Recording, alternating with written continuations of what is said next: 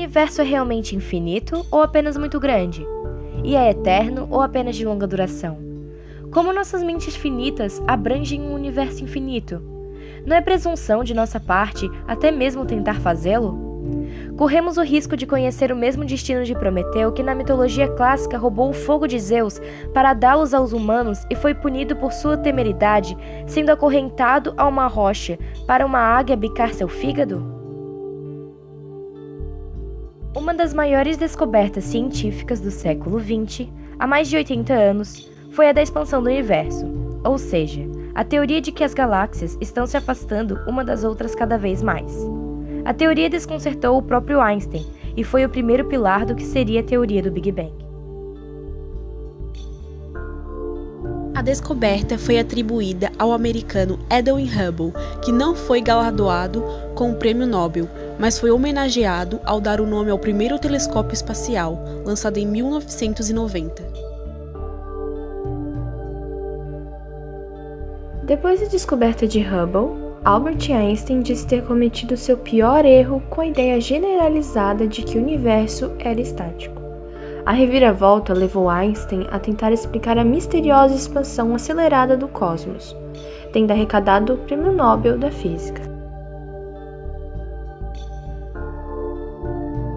A história desta descoberta complica-se quando se sabe que um cientista belga, Georges Lemaitre, tinha feito a mesma descoberta 2 anos antes de Hubble. No entanto, na tradução de francês para inglês do artigo, que expunha a descoberta, foram suprimidas as partes em que o belga falava sobre o crescimento das galáxias. Em 1927, Lemaitre chegou à mesma conclusão a que Hubble chegaria 2 anos depois sobre a expansão do universo, mas a descoberta publicada em francês em uma revista científica passou despercebida.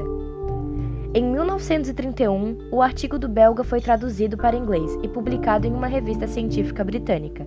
No entanto, foram omitidos parágrafos chaves para a descoberta. Posteriormente, quando o artigo original de Lemaitre foi comparado com a tradução inglesa, surgiram as dúvidas. Estudos realizados mais tarde declararam que Lemaitre não estava interessado no reconhecimento do seu trabalho. Estava mais preocupado por parecer antiquado, pois os dados em que seu estudo se baseava melhoraram desde 1927. Lemaitre dificilmente conseguira a fama de Hubble, agora que o americano está livre de suspeitas neste caso de censura. No entanto, há vozes que clamam que um telescópio espacial deveria ser batizado com o nome de Lemaitre.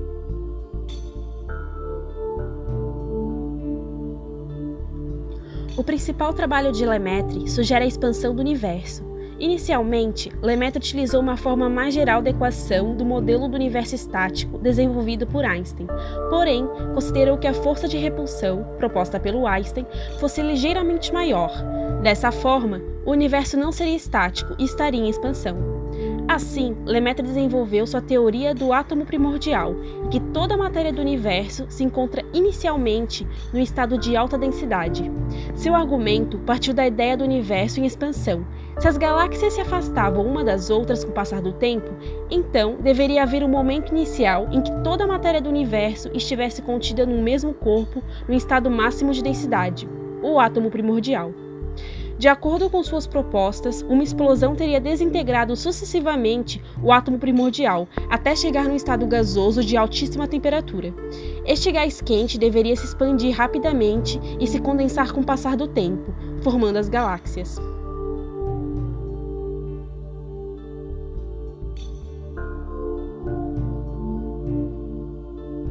Anos antes da teoria de Lemaitre, em 1912, o astrônomo americano Vestus Lipher, do Observatório Lowell, descobriu que as linhas espectrais da galáxia Andrômeda mostravam um enorme deslocamento para o azul, indicando que essa galáxia estava se aproximando do Sol a uma velocidade de 300 km por segundo.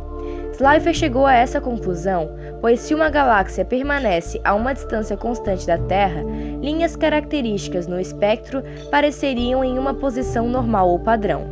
Entretanto, se a galáxia estiver se afastando de nós, as ondas aparentarão ser alongadas ou esticadas, e as linhas características apresentarão um desvio para o vermelho.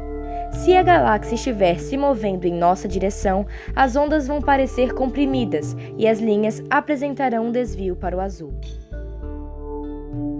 Slipher iniciou então um trabalho sistemático que levou 2 décadas, demonstrando que das 41 galáxias que ele estudou, a maioria apresentava deslocamento espectral para o vermelho, indicando que essas galáxias estavam se afastando de nós. As implicações mais importantes do trabalho de Slipher ficaram mais claras durante os anos 20, quando Edwin Hubble conseguiu estimar as distâncias de Andrômeda e outras galáxias, observando o brilho aparente e os períodos de pulsação de estrelas. Hubble e seu colaborador Milton Humason fotografaram os espectros de várias galáxias, utilizando o telescópio de Monte Wilson. Um pouco mais tarde, em 1929, Hubble analisou as velocidades radiais das galáxias, anteriormente medidas pelo Vestus Slipher. Hubble se limitou às primeiras galáxias, localizadas a menos de 6 milhões de anos-luz, e descobriu que a relação velocidade-distância é aproximadamente linear. Junto com Milton Humason, ele estendeu seu estudo às galáxias distantes a menos de 100 milhões de anos-luz. A relação se mantinha relativamente linear. Sendo assim, Hubble afirmou então sua famosa lei. As galáxias se afastam uma das outras a uma velocidade proporcional à sua distância. Sendo assim, Hubble chegou à conclusão de que o universo está em constante expansão.